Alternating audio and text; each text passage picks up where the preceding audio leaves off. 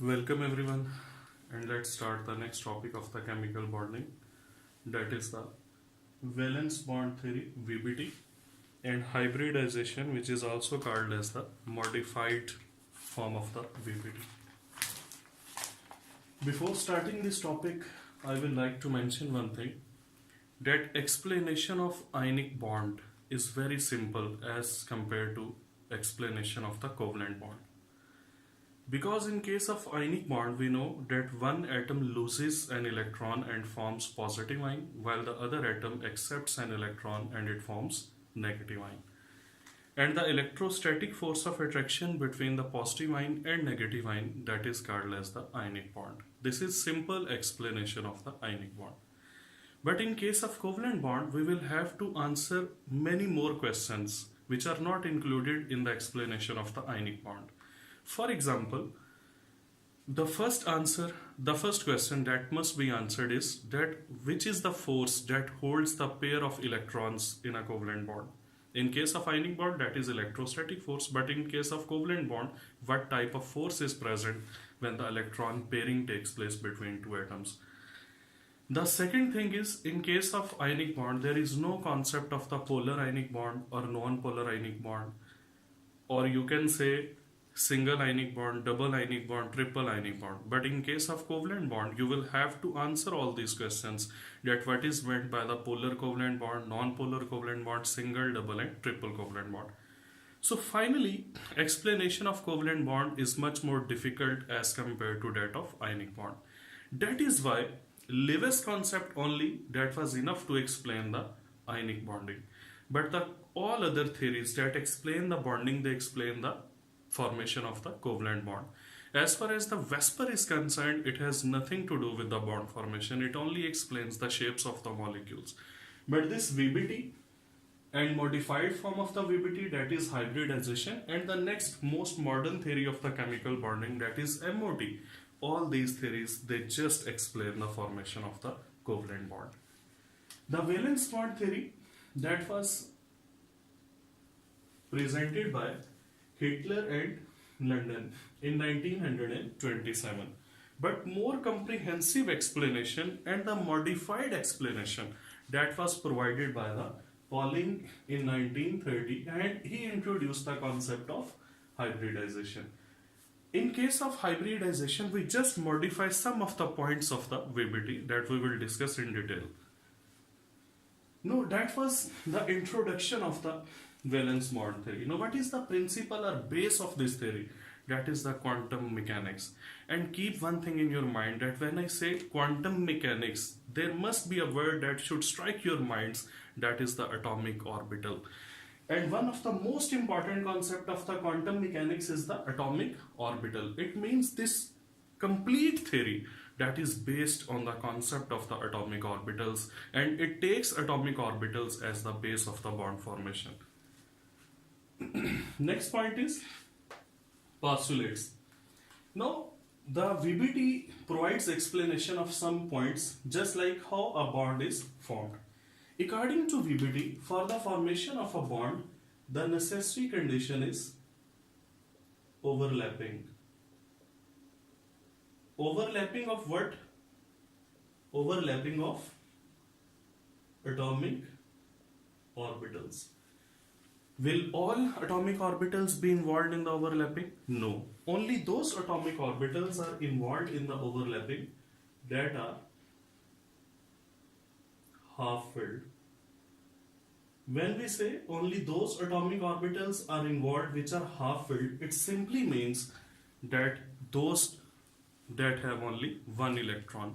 Because in case of an orbital, the maximum number of electrons in an orbital can be 2. So only those will be involved in the bond formation that will be having one electron.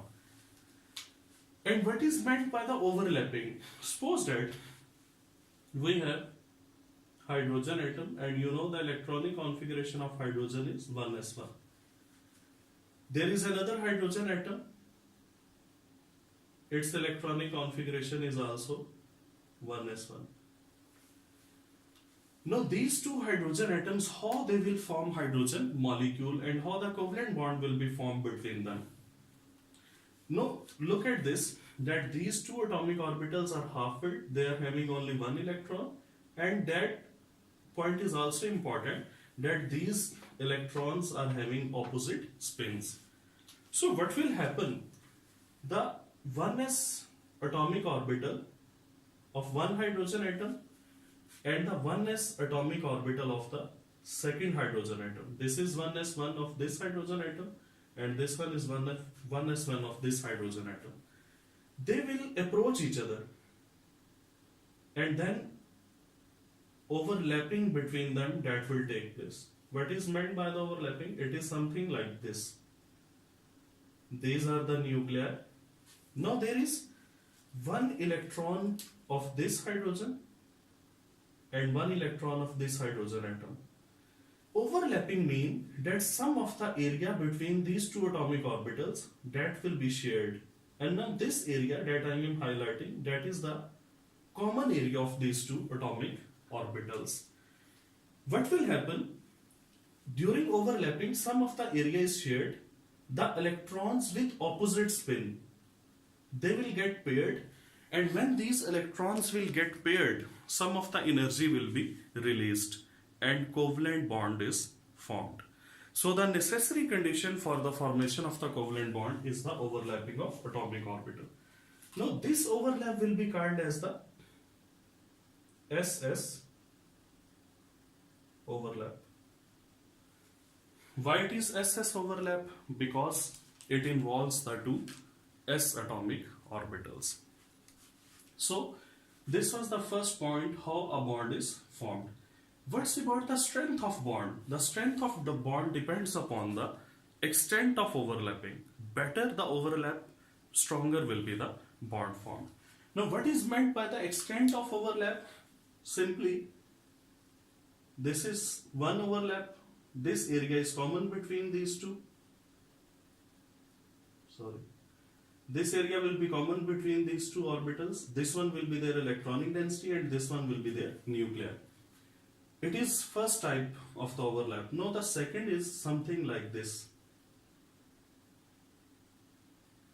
You can see that the area, shade area between the two orbitals that increases. Now this overlap is not a better overlap, but the better overlap is this one. So this overlap will result in the formation of stronger covalent bond as compared to this overlap. So better the overlap, stronger is the bond formed. That is the second point about the strength of bond. Third is number of bonds. How many number of bonds will be formed? The number of bonds will be equal to the number of overlaps. If two atomic orbitals will overlap, then one covalent bond is formed. Another two overlap, second covalent bond is formed.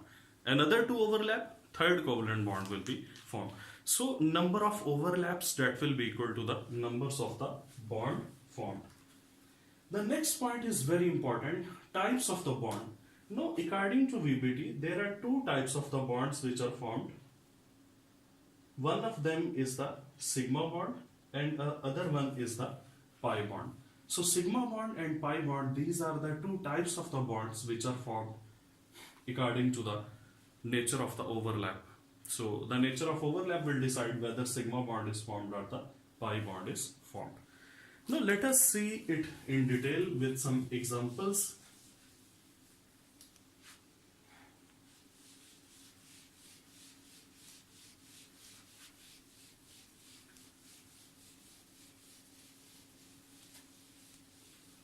And the examples that I will discuss with you people, the first example I have already discussed, SS overlap, that was the formation of hydrogen molecule. Now the second one is formation of HF molecule. In case of HF molecule, two atoms are there. One is the hydrogen atom, its electronic configuration is 1s1, and second is the fluorine. Its electronic configuration is 1s2, 2s2, 2px, 2py and 2pz. Two electrons, and here is one electron. You can see that in case of hydrogen, this 1s1 is half-filled atomic orbital, and in case of fluorine, this 2pz is also a half-filled atomic orbital. So the atomic orbital of hydrogen, that is 1s1, it will approach the 2p z atomic orbital. One electron is here and the other one is here. This one is 2pz and this one is 1s. This 1s is of hydrogen and it is of fluorine. When they will approach each other, they will overlap. And the overlap will be something like this. One electron of this p, one electron of this s.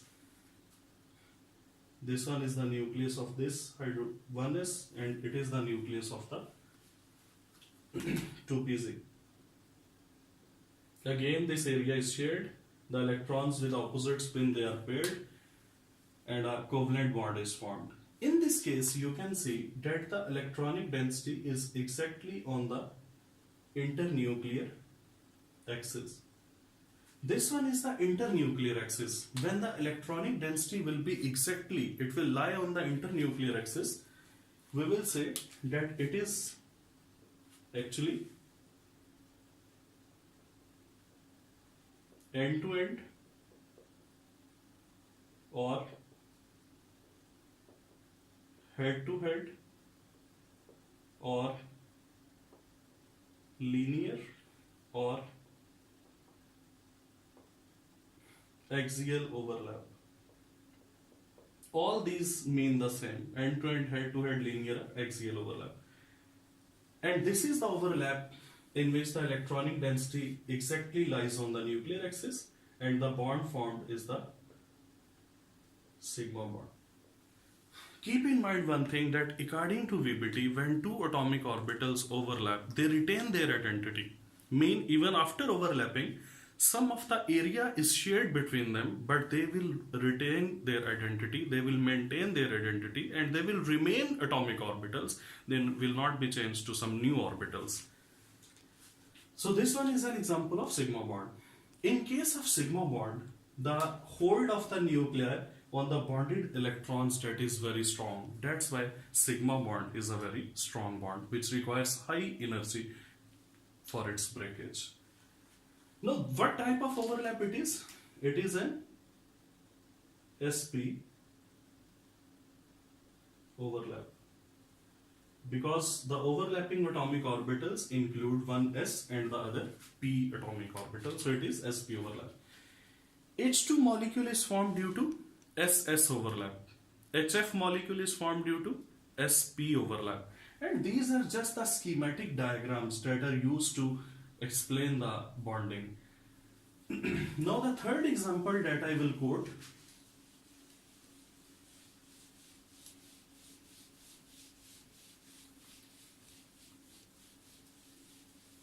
that will be of F2 molecule. I have already written the electronic configuration of fluorine, and you know in fluorine there is 2pz1, that is half filled. So because there are two fluorine atoms, there will be another fluorine having half filled 2pz1. The electronic spin will be opposite. So this half filled 2pz1, that is shown like this with one electron, and here is another half filled 2pz1, which is shown like this with one electron. They will approach each other, and again there will be an overlap between them. Some of the area is shared. The electrons with the opposite spin, they are paired. Now, and hence, as a result of this overlap, a covalent bond is formed. These are the nuclei. Now again you can see that the electronic density is exactly on the internuclear axis. So this is also end-to-end type of overlap, and a sigma bond is formed between two fluorine atoms due to overlap of the 2pz half-filled atomic orbitals. So in case of F2, the bond is formed due to pp overlap. The last example that I will quote, it is of N2.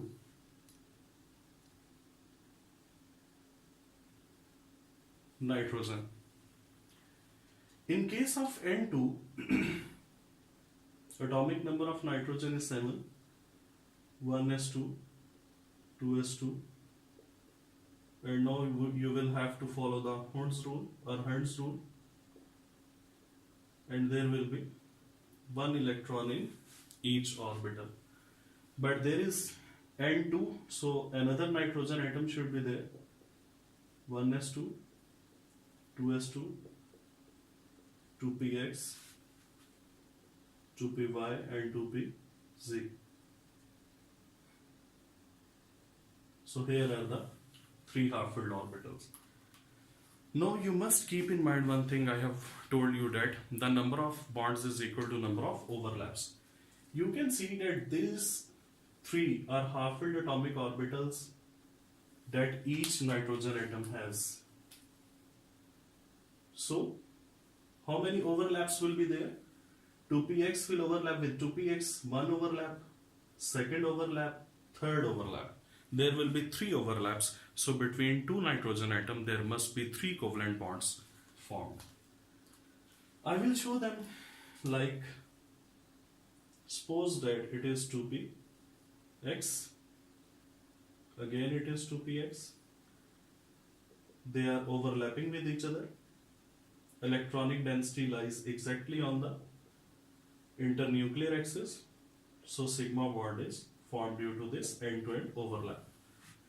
In case of 2py and 2pz, suppose this one is 2py, there will be another 2py, and now this type of overlap will be there. The electronic density is above and below the nuclear axis. So this type of overlap, in which electronic density lies above and below the nuclear axis, it is called as parallel, sidewise, or lateral overlap. And as a result of this overlap, the bond formed is called as the pi bond. Same is the case with the 2pz. Here is 2pz, another 2pz. When they will overlap, this overlap will also be parallel overlap.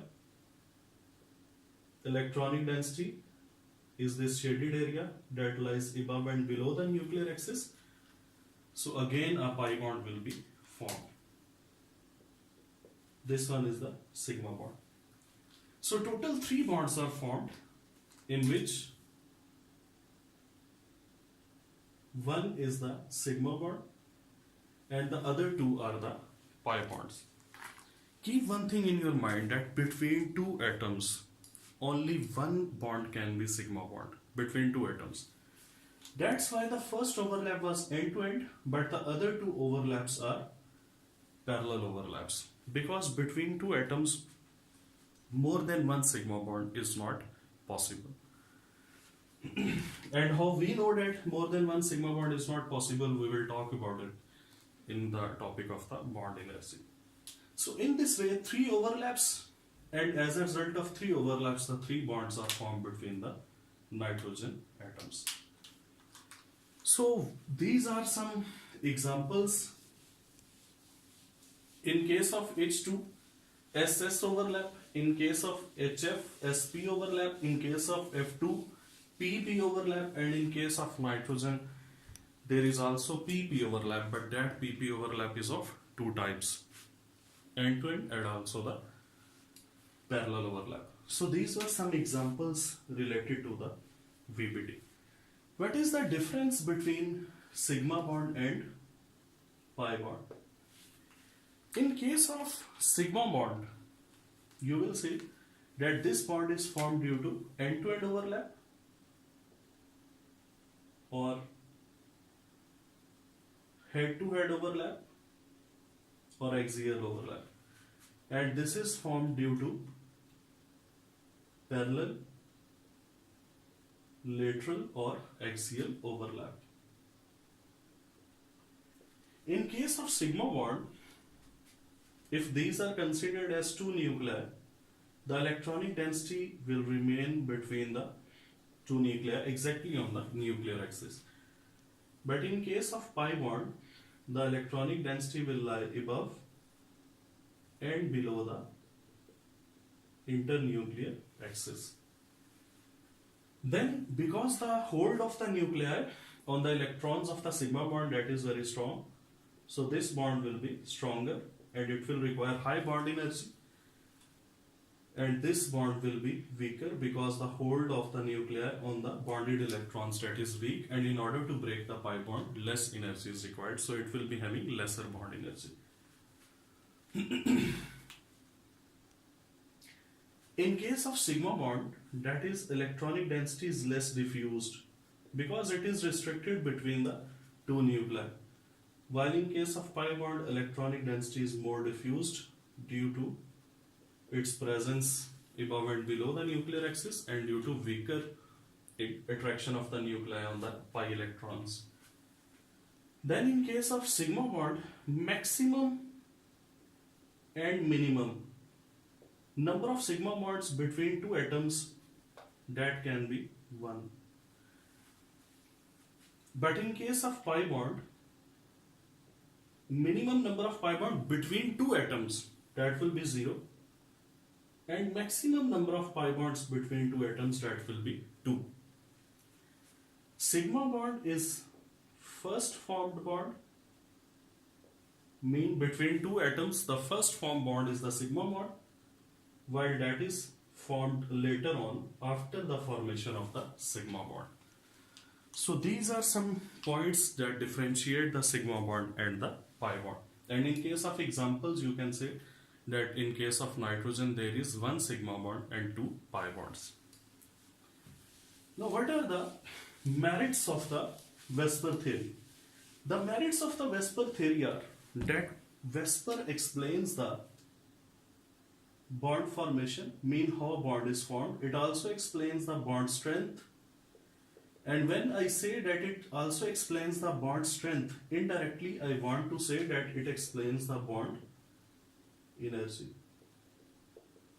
It also explains the idea of the bond length.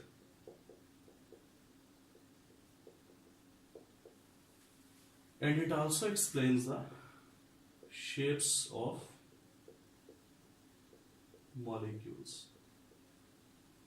These are some merits of the Vesper theory. Now what are the drawbacks of the Vesper theory? The first drawback is that it does not explain the paramagnetism or diamagnetism of a substance, and especially I will take example of paramagnetism of O2. Now look at this. That is very important concept. In case of O2, 1s2, 2s2, 2px2, 2py1 and 2pz1. Another oxygen, 1s2, 2s2, 2px2, 2py1 and 2pz1. According to Vesper, these atomic orbitals will overlap because they are half-filled. Because there are two half-filled atomic orbitals each oxygen on each oxygen, so there will be two overlaps, and between two oxygen atoms, two bonds they are formed. But when the overlap will take place, this electron and this electron will form a pair, and this electron and this electron will also form a pair. It means in case of oxygen, now you can see that in case of oxygen, these electrons are already paired, and as a result of bonding, these electrons they also get paired. So in case of O2, all electrons are the paired electrons. So oxygen should be diamagnetic, because whenever there are paired electrons in any substance, the net magnetic field of that substance is 0. And when we place that substance near a magnet, the magnet will repel it or will not affect it. This is called as diamagnetism. So according to VBT, oxygen should be diamagnetic. But when we place oxygen near a magnet, the magnet attracts oxygen. It means actually oxygen is paramagnetic. So these two concepts, the actual and as predicted by the VBT, they are contradicting. That was the first drawback of the VBT. The second drawback is that it does not explain the formation of coordinate covalent bond. The third is that it is not applicable to odd electron systems. Odd electron systems are those in which there is any unpaired electron. For example, we have already studied that in case of hydrogen, according to VBT, this overlap takes place and the electrons are paired. This is SS overlap. Now H2 is formed. Okay, there are two electrons here. But you know that we can produce the molecular ions. If H2 plus is produced, the one electron is removed from here. And when the one electron is removed, now this H2 has only one electron. It is an example of odd electron system. But no, can VBT explain it? No, because the second electron, which was the reason of the overlap, that electron is removed. If that electron is removed, then this overlap should vanish. Then the bond should be broken. And H2 plus, it must not exist. According to VBT, its existence is not possible because the electron from the pair, one electron is removed. And when one electron is removed, the overlap should vanish and the bond should be broken down. There are so many other examples of odd electron system like ozone, NO, nitric oxide, and all these examples, they cannot be explained by using the VBT because the odd electron, in odd electron system, that electron which is not paired, what will be about that electron? How it can exist? According to VBT, there must not be any existence of that odd electron species. So these are some merits and demerits of the VBT. Now let us discuss some MCQs related to the VBT.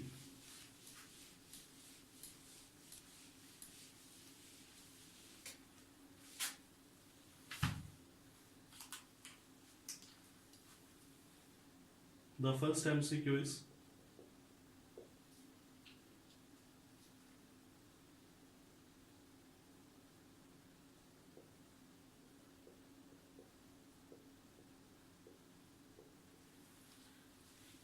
these are the four options and there can be more than one MCQs or questions that can be produced out of it. The first is, in which case stronger bond is produced? You must have an idea that the p orbital has greater size as compared to the s orbital in case of the same shell. Mean if there is 2s and 2p, the 2p will be larger in size. And those orbitals that will be larger in size, its overlap will be much better as compared to that which is smaller in size, because two larger orbitals can share more area as compared to two smaller orbitals. So in this case, the correct option will be Charlie. So PP overlap will be the best overlap out of this, and the stronger bond will be produced due to this PP overlap. Now the second question is, in which overlap pi bond may be produced? Keep one thing in your mind, that S is symmetrical, it is non-directional, and whenever the S orbital overlaps, the overlap will be end-to-end overlap. Whenever the S orbital is involved, it can never be parallel overlap. So SS overlap always results in formation of sigma bond. SP overlap always results in the formation of sigma bond. But in case of PP overlap, there may be sigma bond, there may be pi bond. As in case of F2, I have already discussed, it is sigma bond. But in case of N2, the pi bond is also produced due to PP. So pi bond may be produced. It means again the correct answer is Charlie. Even in case of sigma bond can also be produced. That's why I have used the word may. The next one is that H2 molecule is formed due to which overlap? Obviously SS. HF molecule is formed due to which overlap? SP. F2 molecule is formed due to which overlap? PP. So that is again an MCQ, 3 MCQs. And then the question may be that which of the following overlap is possible? So all these overlaps are possible between two half-filled atomic orbitals. So similarly, odd electron system, you are required to keep odd electron systems in your mind. MCQ can be asked from odd electron system. Paramagnetism, diamagnetism, merits, demerits, what is the principle, who presented the Vesper theory, also among the postulates. So from any case an MCQ can be asked. This was about VBT or valence bond theory.